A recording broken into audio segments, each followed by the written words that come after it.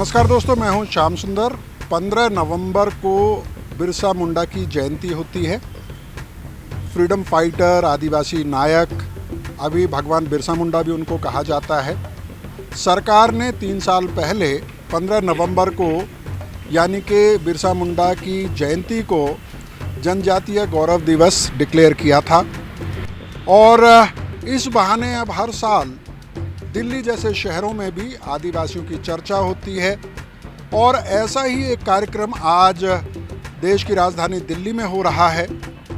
और इस कार्यक्रम में ख़ास बात यह है कि इस कार्यक्रम में सिर्फ सांस्कृतिक प्रस्तुतियां नहीं हैं, बल्कि आदिवासी भाषा, आदिवासी दर्शन, आदिवासी साहित्य से सरोकार रखने वाले लोगों को भी यहाँ पर बुलाया गया है। और ऐसे 3 लोग मेरे साथ मौजूद हैं, उनसे थोड़ी सी चर्चा करते हैं, आपको मिलवाते हैं। जानूम सिंह सोए हैं जो प्रोफेसर हैं, उन्होंने डॉक्टरेट किया है, झारखंड से हैं, हो आदिवासी हैं, कोल्हान इलाके से आते हैं अगर मैं सही हूँ। हो भाषा के क्षेत्र में योगदान के लिए उनको सरकार ने पद्मश्री अवार्ड से भी नवाजा है। जनार्दन गौंड है, इलाहाबाद विश्वविद्यालय में पढ़ाते हैं। और रोशन खालको हैं, आप रांची से आए हैं। रांची यूनिवर्सिटी में दर्शन, आदिवासी दर्शन, ट्राइबल फिलॉसफी जो है उसके शोधार्थी हैं, उस पर काम कर रहे हैं। और भी कई लोग आए हैं, उनसे भी आपको मिलवाएंगे, लेकिन इनसे बात करते हैं। जानम सिंह सोए जी, आपको पद्मश्री मिला है। आदिवासी भाषाओं को बचाने के लिए जितने प्रयासों की ज़रूरत है, क्या उतने हो रहे हैं, पर्याप्त हैं? प्रयास अभी जारी है, समापन नहीं हुआ है। ये तो शुरुआत है। ऐसा लगता है कि हम लोग पढ़ते पढ़ाते भटक सा गए हैं। अब हम लोग सही रास्ते पर आ गए हैं और इस रास्ते को सफल बनाना है, आगे बढ़ना है, अपनी भाषा, अपना साहित्य, अपने संस्कृति को जीवंत बनाए रखना है। ये हमारे लिए पावन कर्तव्य है, उत्तरदायित्व है। और इस उत्तरदायित्व को खुशी आनंदपूर्वक निभाना है। रचनात्मक कर्ज में हमें आगे बढ़ना है, पीछे नहीं हटना है। मैंने साकार रूप में वो भाषा और साहित्य को उदाहरण के रूप में प्रस्तुत किया है और यही कारण है कि मुझे पद्मश्री से सम्मानित किया गया है। तो ये जो आदिवासी भाषाओं को बचाने की बात होती है, आदिवासी भाषा कोई भी भाषा हो, उसका बचना क्यों ज़रूरी है आपकी नज़र में? अगर लोग तो कोई ना कोई भाषा बोलेंगे ही ना, भाषा बदलती रहती है, तो ये चिंता क्यों है कि कोई आदिवासी भाषा ख़त्म हो जाएगी? अगर कोई भाषा ख़त्म होती है तो उसके क्या मायने होते हैं आपकी नज़र में? अपनी जो मातृभाषा होती है, अपनी जो संस्कृति होती है, अपना जो जीवंत इतिहास होता है, ये अपनी पहचान है, उनुरुम है जिसको बोलते हैं। अपनी पहचान को बनाए रखना ज़रूरी है। अपनी मातृभाषा को भूलना गलत है, नहीं भूलना चाहिए जी। और जनार्दन जी, वही सवाल मैं आपसे भी पूछूंगा कि जब एक भाषा ख़त्म हो जाती है तो उसका क्या परिणाम होता है? क्यों इतनी चिंता होनी चाहिए एक आदिवासी भाषा को बचाने के लिए? देखिए सर, भाषा अगर ख़त्म होती है तो केवल एक भाषा नहीं ख़त्म होती है, उस भाषा में जो ज्ञान की परंपरा होती है वो भी ख़त्म हो जाती है। पूरी एक संस्कृति, एक तहजीब, एक रवायत जो है वो ख़त्म हो जाती है। हम अगर क्लेम करते हैं कि हम बहुत प्राचीन हैं, हमारी सभ्यता संस्कृति बहुत पुरानी है और हमारी पुरानी भाषाएं अगर ख़त्म हो जाएंगी तो जो हम क्लेम करते हैं दुनिया के सामने वो क्लेम नहीं कर पाएंगे। तो इसलिए प्राचीन भाषाओं का बचे रहना बहुत ज़रूरी है। और बचे रहने का जो शब्द इस्तेमाल किया जा रहा है, इससे ज़्यादा बेहतर ये है कि कुछ ऐसी स्थितियाँ क्रिएट करी जाएँ, बनाई जाएँ कि वो भाषाएँ जो है कि अपने आप रूबरू होकर के सामने आएँ। उसका पहला तरीका तो यही हो सकता है कि जैसे मैं गोंड कम्युनिटी से हूँ, तो गोंड कम्युनिटी की जो भाषा है उसके बोलने वाले लोग हैं, लाखों में उनकी तादाद है, उनका व्याकरण है, अब वो शब्दकोश है, साहित्य है, 8वीं अनुसूची में शामिल होने के लिए यही मानक है। तो जिन भाषाओं के पास ये कुवत है, ये विशेषता जिनके पास है, उनको तो बाकायदे उसमें शामिल किया जाए। अब जैसे मान लीजिए त्रिपुरा की भाषा है कोकबोरोक, वो वहाँ की राजभाषा के रूप में भी दर्ज है, लेकिन अभी वो लिपि के संकट से गुजर रही है।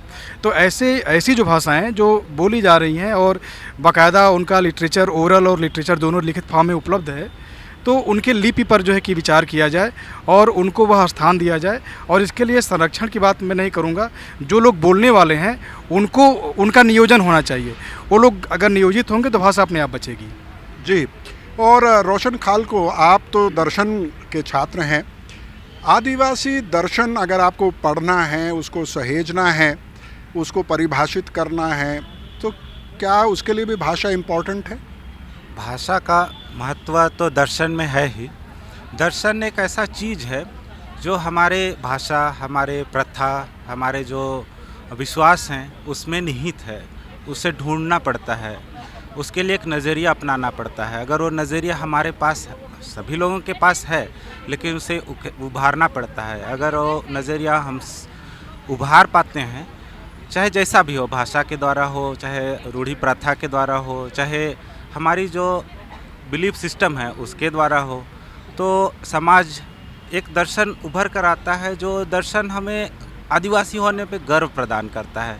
हमें लगता है कि ये दर्शन और दर्शन की तरह समाज में भी उतना ही महत्वपूर्ण होना चाहिए और इसका पढ़ाई भी होना चाहिए बच्चों को।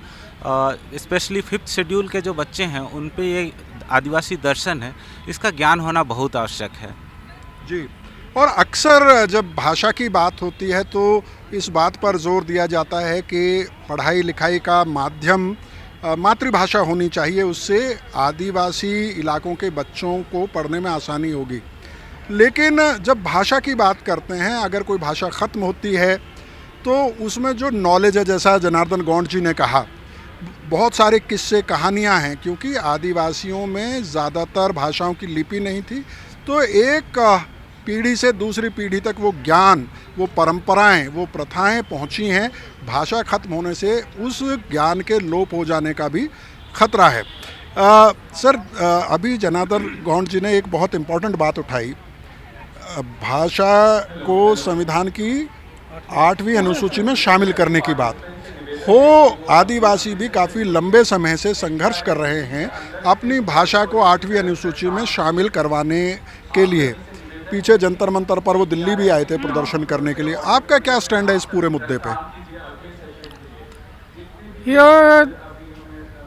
8वीं सूची में शामिल करने के संदर्भ में जो धरना प्रदर्शन हो रहा है, ये तो पहला कदम है और ये कदम आगे बढ़ना ही है, रुकना नहीं है। तो आप भी इस बात का समर्थन करते हैं? जी हाँ, अगर 8वीं अनुसूची में शामिल हो जाएगी हो भाषा, तो उससे क्या लाभ भाषा को होगा? तो अपनी मातृभाषा को पढ़ने पढ़ाने में सुविधा होगी और ज्ञान का संचार होगा, अपने आप की पहचान हो सकती है, हो सकती नहीं है, पहचान होगी। जी। आपसे मैं, आप क्या कह रहे हैं कि गोंडी भाषा को भी और जो आदिवासी बड़ी भाषाएं हैं जिनका व्याकरण वगैरह है, उन सबको 8वीं अनुसूची में डालने से क्या लाभ होगा?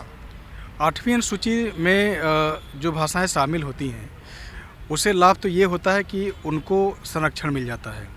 सरकार की ओर से जो व्यवस्था हिंदी को, मराठी को, तमिल को, तेलुगु को मिलती है, वो सारी सुविधाएं उसको मिलने लगती हैं। वो एकेडमी की भाषा हो जाती है। उसमें पाठ्य पुस्तकों का निर्माण करना जो है कि एक ज़रूरत, एक मजबूरी बन जाती है।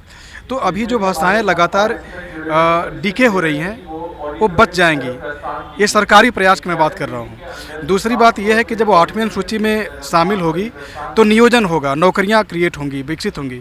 तो जब भाषा रोजगार से जुड़ती है तो वो जीवंत होने लगती है, वो ऊर्जावान होने लगती है। फिर वो संरक्षण से ऊपर उठ करके वह जो है कि निर्मित की ओर फलने फूलने लगती है। तो इसलिए ज़रूरी है वो। जी।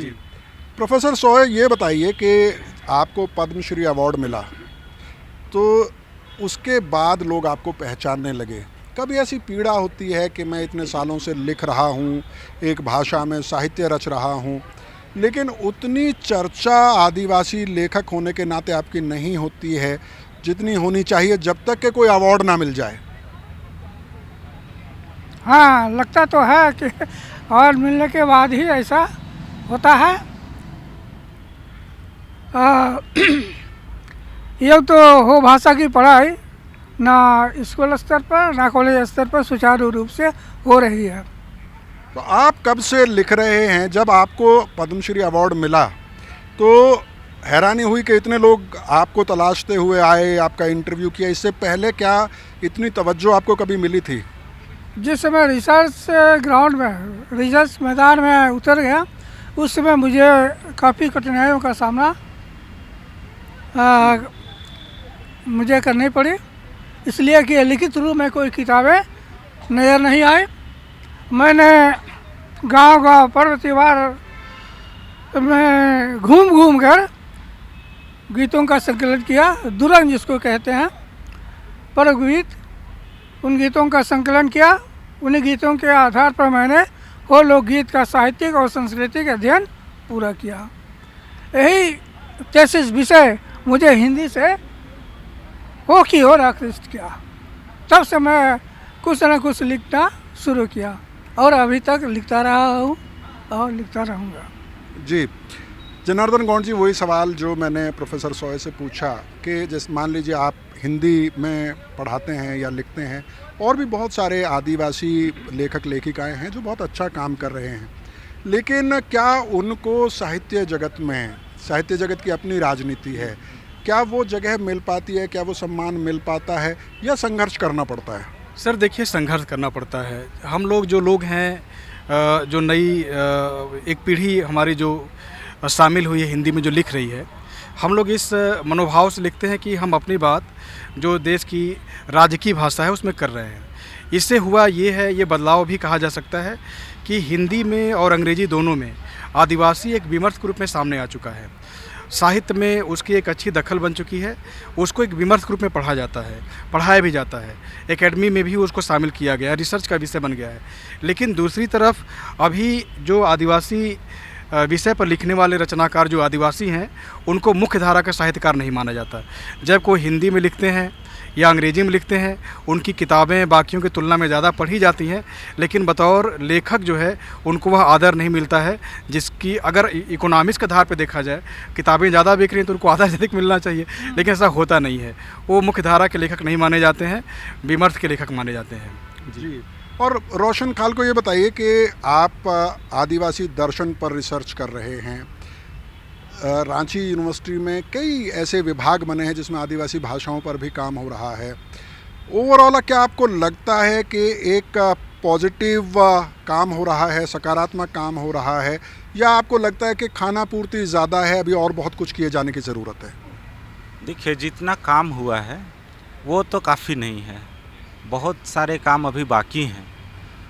डिपार्टमेंट का अलग होना भी ज़रूरत है, क्योंकि नागपुरी विभाग, कुड़ुक विभाग, मुंडारी विभाग, सबको एक करके TRL करके एक विभाग बनाया गया है, जो कि मुझे नहीं लगता है कि अपनी अपनी भाषाओं को सही तरीके से वो देख पा रहे हैं, उसके लिए समय दे पा रहे हैं। तो ये विभाग को अलग किया जाना बहुत ज़रूरी है, ये मैं पहला बात समझता हूँ। दूसरी बात है कि जो हम लोग साहित्य लिखते हैं, साहित्य को समाज का दर्पण कहा जाता है, लेकिन दर्शन एक ऐसा चीज़ है जो उस दर्पण में दिखता है। तो ये दर्शन देखने के, समझने के लिए हम लोग आदिवासी भाषा का होना बहुत ज़रूरी है। और अगर जितना साहित्य, आदिवासी साहित्य बढ़ेगा, उतना ज़्यादा हमारा दर्शन सामने दर्पण में दिखेगा। जी, और आदिवासी दर्शन पे ही एक और सवाल आपसे कर लेता हूँ, फिर और बाकी सवाल करूँगा कि आमतौर पर जब हम आदिवासी दर्शन की बात करते हैं, आदिवासी फ़िलॉसफ़ी की बात करते हैं, तो बहुत सतही तौर पे कहूँगा मैं उसको, कि कहते हैं कि साहब बहुत खुला समाज है, बहुत बंधन नहीं हैं, जो रिश्ते हैं समाज में वो बहुत खुलापन है उनमें। आपकी नज़र में क्या इस तरह से आदिवासी समाज को देखना सही है, पर्याप्त है, या इसको थोड़ा सा और लोगों को समझना चाहिए? हर एक समाज में कुछ अच्छाइयाँ होती है, कुछ बुराइयाँ होती है। आदिवासी समाज में भी अच्छाइयाँ हैं, बुराइयाँ हैं, लेकिन जो हम लोग दर्शन की बात करते हैं, आदिवासी दर्शन की, तो उसमें हम दोनों क्रिटिकल होना बहुत ज़रूरी होता है। तो हम लोग के लिए सबसे महत्वपूर्ण बात अभी इस समय में ये है कि हम लोग उन पहलुओं पर ज़्यादा ध्यान दें जिसमें आदिवासी दर्शन स्थापित हो सके। उसके बाद उसका क्रिटिसिज्म तो होगा ही, लेकिन सबसे पहले हमारे सामने जो कठिनाइयां हैं वो आदिवासी दर्शन स्थापित करने की है। और आदिवासी दर्शन को एक तरह से इस तरह से समझा जाना चाहिए कि यह डोमिनेंट दर्शन से थोड़ा हटके है, अलग है। इसमें बहुत सारे गुण हैं जो बहुत अच्छे गुण हैं, जैसे कम्युनिटेरियन हो गया, सहयोगिता हो गया, ऐसे गुण जो हम लोग को एक समूह में बांध के रखते हैं। कंपटीशन से अलग हटके हम लोग सामूहिकता का जो गुण है वो है हमारे सामने। इसके अलावा हमारे जो दर्शन में हम लोग बात करते हैं एथिक्स का, एपिस्टेमोलॉजी का, मेटाफिजिक्स का, ये सब सारे बहुत अच्छे अच्छे गुण हैं इसमें आदिवासी दर्शन में। बस हमें थोड़ा सा और शोध करने की आवश्यकता है, इसमें और लोगों को जुड़ने की आवश्यकता है। बहुत कम ही लोग अभी आदिवासी दर्शन में काम कर रहे हैं या पर कर पा रहे हैं। शायद कुछ कठिनाइयां हैं, जैसे हमारे पास टेक्स्ट बुक नहीं है या फिर कोई रेफरेंस बुक नहीं है, लेकिन जो हमारा जो अनुभव रहा है आदिवासी समाज में जीने का, रहने का, उस अनुभव को हम लोग एक साहित्य के रूप में सामने लाकर रख रहे हैं। उसी में दर्शन उभर कर आ रहा है। जी, और जनार्दन गौंड जी, मैं आपसे ये जानना चाहूँगा कि जैसे आपने कहा कि अब बहुत सारे आदिवासी कवि, कहानीकार और आलोचक काफ़ी लिख रहे हैं, हिंदी में भी, दूसरी भाषाओं में भी, लेकिन जो आदिवासी भारत दिखना चाहिए साहित्य में, जो आदिवासियों के बारे में तरह तरह की धारणाएं हैं, उसको तोड़ने का काम करना चाहिए, क्या वो दिखाई देता है? आदिवासियों से अलग जो लेखक हैं, क्या वो कुछ आदिवासियों के बारे में ऑथेंटिक लिख रहे हैं? आदिवासी समाज के बाहर के जो लेखक हैं उसमें बहुत से लोग लिख रहे हैं और मकबूल भी हो रहे हैं, लेकिन ये कहा जा सकता है कि एक रोमांटिक नज़रिया है जो लिखा जा रहा है, उनकी ओर से जो कहा जा रहा है उसमें एक रोमांटिक नज़रिया देखने को मिलता है। जैसे अभी आपने पूछा, तो होता ये है कि जब गोटुल को लेकर के जो बात होती है, तो गोटुल को लेकर के ये बात होती है कि ये युवा गृह है, एक तरह से यहाँ पर स्त्री और पुरुष जो युवा स्त्री पुरुष हैं उनको मिलने की पूरी छूट होती है, लेकिन ऐसा नहीं है। वह उनको मिलने के छूट के साथ साथ तमाम प्रकार के मानक हैं, तमाम प्रकार की पाबंदियां हैं, उनको निभाना पड़ता है। तो जब बाहरी समाज का व्यक्ति जब आता है तो वह कुछ सेलेक्टिव होता है और कुछ सेलेक्टिव स्पॉट को ले आता है और बहुत एक्सक्लूसिव तरीके से बाहर रखता है, तो उसका प्रभाव ये पड़ता है कि आदिवासियों को एक अजनबियत की तरह, एक स्ट्रेंज की तरह, एक अजूबे की तरह देखा जाता है। लेकिन मुझे यकीन है कि ये जो पीढ़ी लिख रही है वो अपनी बात साफगोई के साथ कर रही है, तो जो अजनबियत है, एक प्रकार का जो अजूबापन कायम हुआ है, वो छंटेगा और सही बातें सामने आएंगी, और वो आ भी रही हैं। जी, और आपसे मैं जानना चाहूँगा कि आप बहुत सालों से कोशिश कर रहे हैं, आपकी कम्युनिटी के लोग भी लगातार लड़ रहे हैं, लेकिन जो जब संवैधानिक दर्जा मिलेगा, जब संविधान के 8वीं अनुसूची में शामिल होगी भाषा, तब होगी, लेकिन अपनी भाषा को लेके गर्व करना, क्या वो आपकी कम्युनिटी में वो भाव पैदा हो रहा है, या ये राजनीतिक मुद्दा ज़्यादा बन के रह गया है? वर्तमान में वो समुदाय राजनीतिक वातावरण से अधिक प्रभावित है और अपने समाज की ओर उनका ध्यान अभी नहीं के बराबर है, इसीलिए इस मामले में अभी पीछे हैं।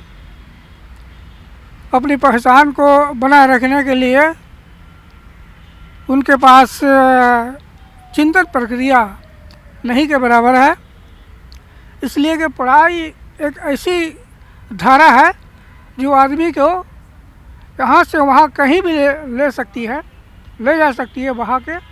जैसे कि शुरू से हिंदी इंग्लिश जो पढ़े हैं वो कभी भी नहीं सोच सकते हैं कि अपनी भी भाषा है, अपने समाज में अपनी भी मातृभाषा का महत्व है, इस महत्व को अनदेखा कर देते हैं। इसी का जीता जागता नमूना वर्तमान समय में देखा जा सकता है और समाज में, इसीलिए अपने साहित्य के प्रति उनका ध्यान अभी नहीं के बराबर है। जी, तो दोस्तों लंबी बातें हो सकती हैं क्योंकि ये तीनों ही लोग भाषा, साहित्य, दर्शन के जानकार हैं, लेकिन आज के लिए इतना ही। आदिवासी भारत से रिपोर्ट्स का सिलसिला लेकर मैं भी भारत की टीम आपके लिए आती रहेगी। तब तक के लिए हमारे साथ बने रहिए। बहुत बहुत शुक्रिया। Thank you.